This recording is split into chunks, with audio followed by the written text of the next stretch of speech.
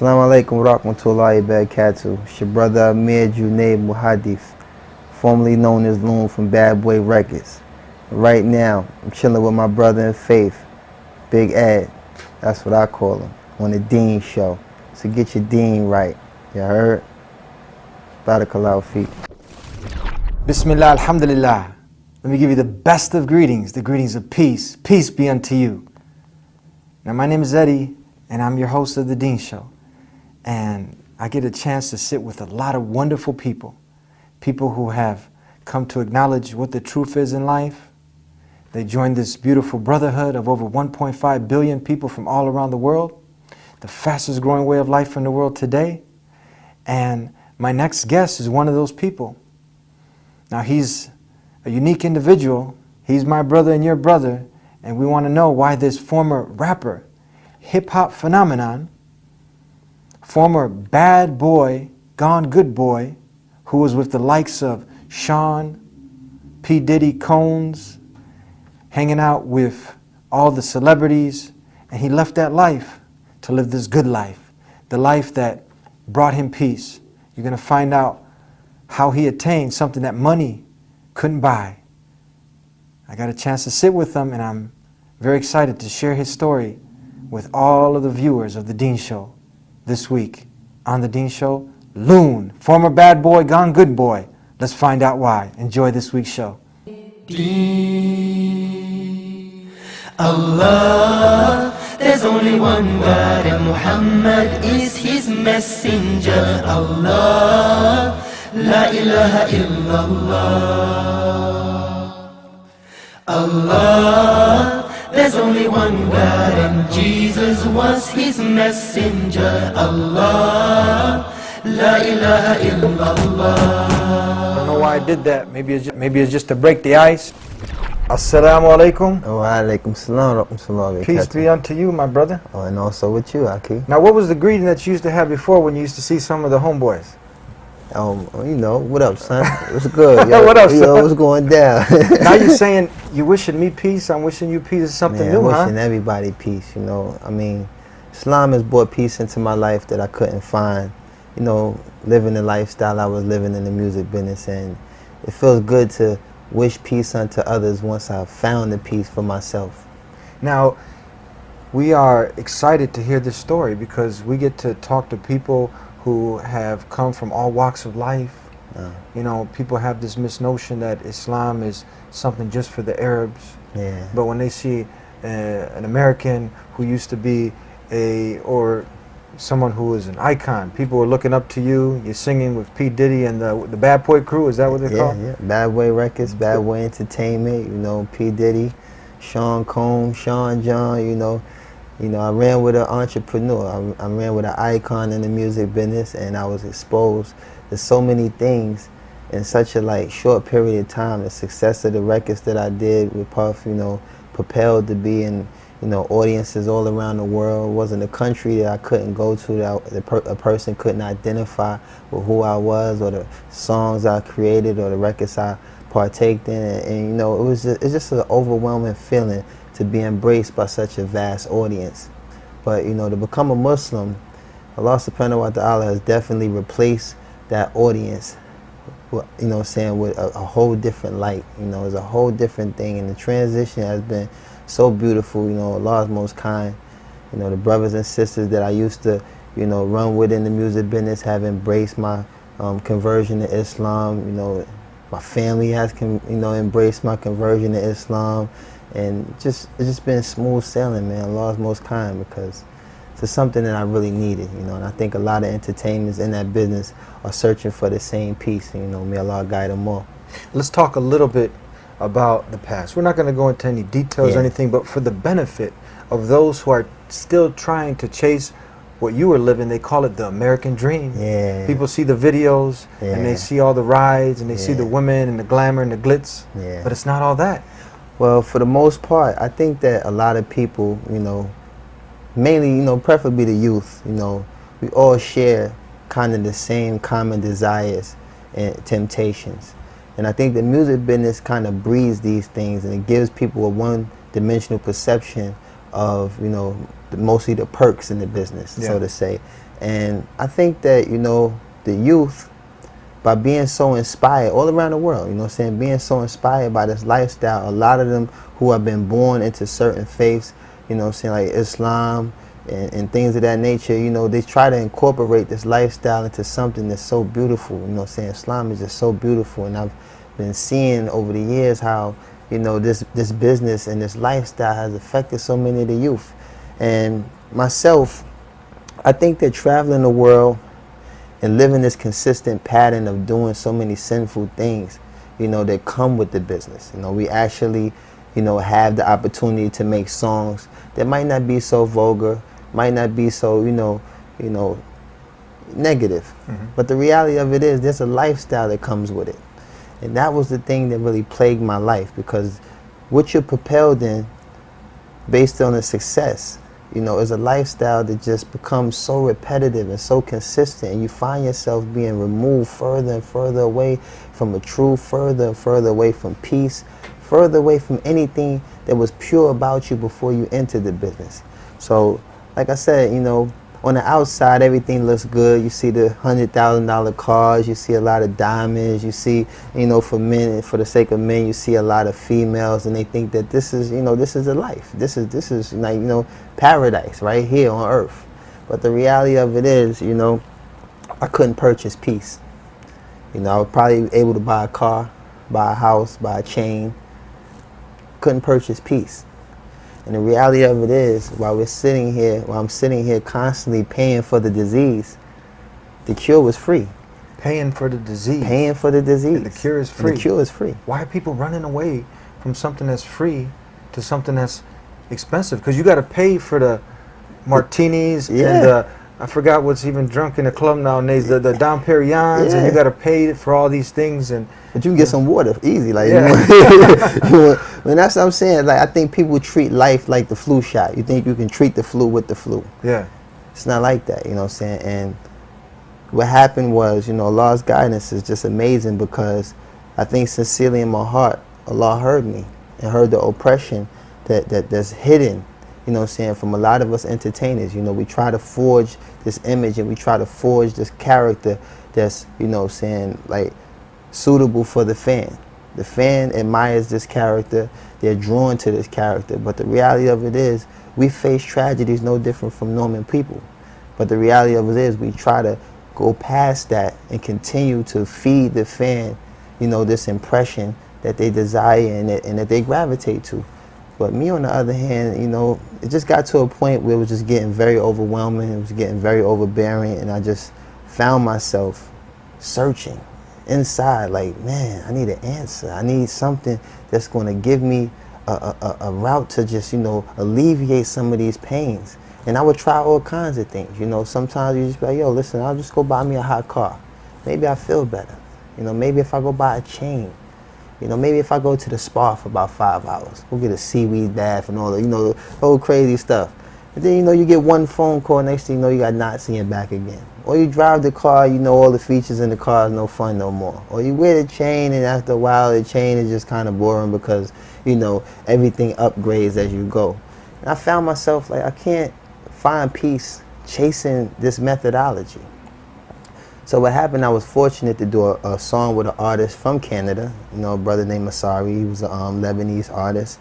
And when I did the song didn't really do good in the States, but it kind of propelled into a market that I never knew even existed. And it was in the Muslim market, in the Islamic market.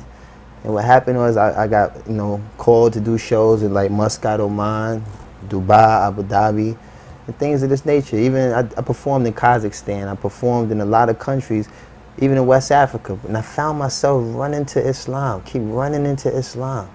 And once you get past the whole little butterflies and the things that come with the, you know, the entertainment aspect, I started to get drawn to other things that came with my journey.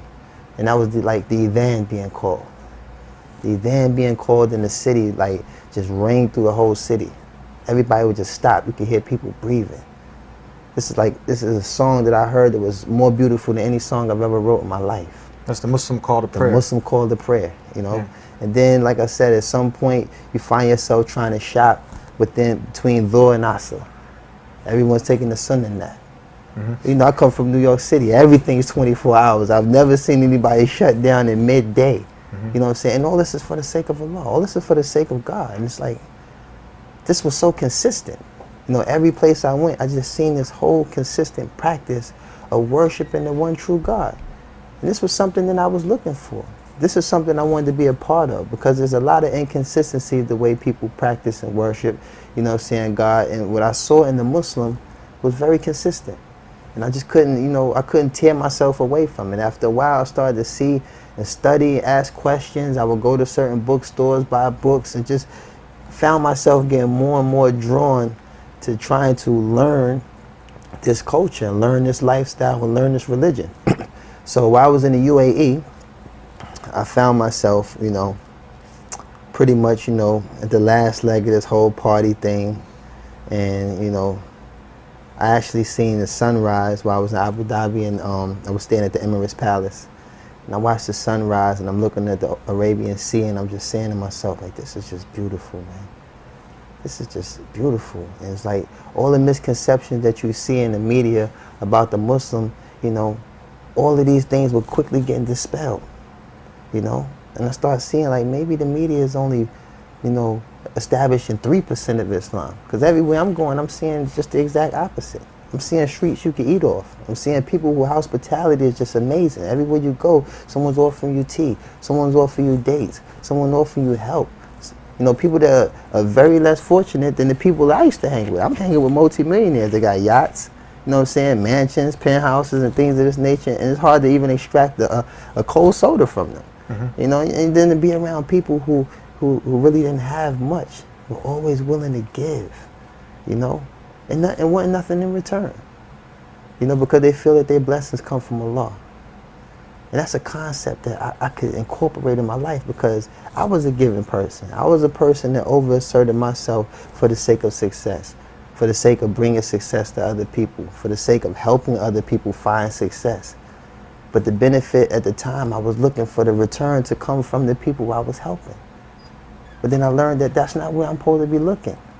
I'm supposed to seek refuge in the one that created me. So I found myself, you know, being engulfed by this concept and just being overwhelmed and just, man, blown away. And I say, you know, I want to be a Muslim. Now, did you have any exposure to any other religions, anything else that you looked into? Can you talk about this briefly? Well, I was born in a Christian household. You know, my grandmother, she sung in the United Negro College Fund Choir for about 40 years. I used to spend maybe 6-7 days a week in the church. And, you know, I was heavily active in, you know, in Christian activity, you know, saying Bible studies. I played the piano, I played the bells, I was an usher. I did everything that you could possibly do in the infrastructure of, you know, the Baptist church. And, you know, I just started to notice a lot of, you know, inconsistencies, you know. People who say they're of God doing things that are not of God.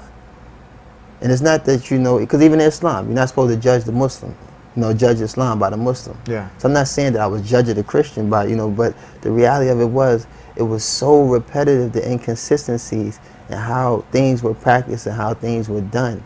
And I really started to ask questions, you know, because you have people that, you know, believe that Jesus is God. And I used to ask myself as a child, how is Jesus God if he prays?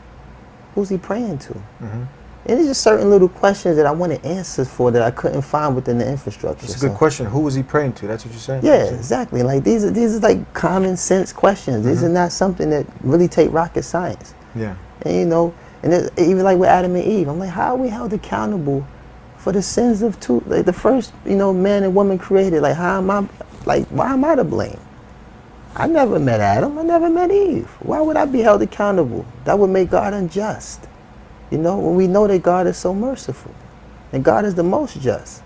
So these are just little questions that I kept, you know, wanting answers for, and I couldn't find it within the infrastructure. It was always like a brush off, a shutdown, and it's like, you know, if I can't find the answers, you know, in the faith that I'm practicing, maybe I need to outsource, you know. And I found myself searching, not really looking for Islam, but, you know, I love my family. You know, they still, you know, have, you know, they still definitely practice Christian faith, and it hasn't changed my relationship with none of the people that I love.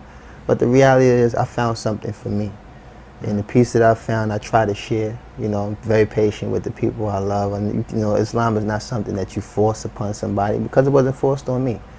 I was fortunate to find Islam without no dawah. No one sat down and talked to me about Islam, so I know that I was guided here purely by Allah subhanahu wa ta'ala's will. I found Islam, you know, and you know, coming out of the Christian life was definitely a big transition. But the reality of it is, it wasn't that much of a transition, because there are a lot of things that will lead you to an understanding of Islam, and that Islam clarifying a lot of things that I needed to know about Christianity. So, you know, in a nutshell, you just, you know, you go where it gives you more. And I found more in Islam. You found all the rational, logical evidence. Everything, your questions were answered, clear proofs. Clear. No ambiguity. Everything is straightforward. Everything clear. What your purpose of life is. Clear. What happens when you die. Clear. Where you're going. Clear. Everything is lucid. Check. Check. You know what I'm saying? Tell us now. People want to know, like, okay, you're hanging out with P. Diddy and some of the other rappers. Party is over. Lights are on. Did you ever have one of these conversations like, you know what? This is getting played out, man. We've had everything. Very much so. Talk to us. Very much so. I would say, you know, you find yourself, and like in my case, you know, being that I targeted the females as an audience. And at the time, you know, I have a lot of women in my family, so I have a lot of respect for women. So the most righteous effort that I found myself trying to achieve was not glorifying the harsh realities that, you know, plagued me in my neighborhood. I'm born and raised in Harlem, and it's like, I didn't elaborate on those things. I chose to exercise a more brighter side of myself, and that was like, you know, talking about things that revolve around relationships with females, and basically the desires of most men at the time when I was in my state of ignorance, you know, trying to find a girl, trying to find, you know, companionship and things of this nature, without the whole slander and vulgar stuff that, you know, are drawn towards women. So at the time, that was like my most righteous attempt. But what happened is, I started to get women that would submit to my success. And after a while, I found myself losing the respect that I have for all the women in my life and all the women in my family, based on the way how women would submit themselves. You know, this is not, you know, someone that's saying you need to talk to my father first or come meet the family. These are women that are just skipping A, B, and going straight to C. So I'm like, wow, is this what comes with this? Because it was a time I was really searching for a girl. I really wanted companionship. And what I found was just an obsession with my success. Is that where the song came in, I Need a Girl? Well, actually, it stemmed from, you know what I'm saying, just having that experience of searching for a girl. But at the time, Puff had a serious breakup with Jennifer Lopez. And it all just kind of tied in. It was something that was, you know, happening in his life currently, and something that happened in my life before. And we put our heads together and we came up with the concept of, let's just flat out get it off our chest. We need a girl. Now you can sing something like, possibly, I Need a Wife.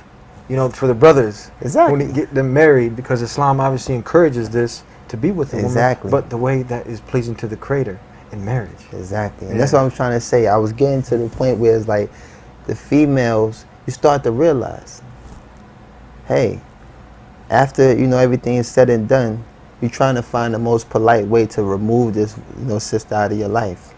Because what's done is done, and, you know, everything is cool. But at that point, you start to realize, listen, this is someone's sister. This is someone's daughter. This is someone's mother. So like you said, marriage is very important. It's something that alleviates all these desires. It's something that alleviates all of these actions. And then you can quickly expunge some of the desires of the women that might be, you know, drawn to you. Like, sister, I'm married. That kills a lot, you know what I'm saying? That stops a lot, and it alleviates the harm for both parties. I'm married, I can't condone these type of things. You know I'm married, I know you don't want to deal with a guy that's married. Cool. What advice do you have? Because we know a lot of people that, like you said earlier, Islam is clear. All the evidence is there. But the desire of wanting success, what we supposedly look at success, like the lifestyle that you were living. People paint that as, okay, that's the ultimate success. And people now will have those moments that they dig deep down inside and they know, look, I'm not happy, but they get caught up with the cars, they get caught up with the money, and everyone is going through this. How do you break through that and not submit to your desires, but submit to the one? Exactly. I would say find success in Allah. But the reality of it is, Allah subhanahu wa ta'ala has replaced everything that was in my life that was haram and gave me things that are halal. For instance, my phone used to ring a lot. Nothing but haram. Nothing but issues that dealt with haram. Tell us, we have a lot of non-Muslims watching. You said a couple Arabic words. So they don't have to take an Arabic class. Haram, prohibited. Prohibited meaning, action. Yeah, meaning no good. You know what I'm saying? Not allowed. And halal, meaning permissible. Meaning that it is allowed. So I would get plenty of phone calls from people who would want to indulge in things that were haram. Now, my phone rings, I find myself giving the brother salams. That peace that we gave That peace, that greeting that we gave each other. Yeah. And not only that, I find myself doing things that are halal. You know what I'm saying? Like talking to people who might be interested in Islam and trying to guide them to a better understanding of what Islam is through my example and through, you know, what was given to me. And also just, you know, eating halal. You know what I'm saying? Eating better. You know, I don't eat food that's, you know, not permissible. I eat food that's halal, you know. Stay away from pork, stay away from things, you know.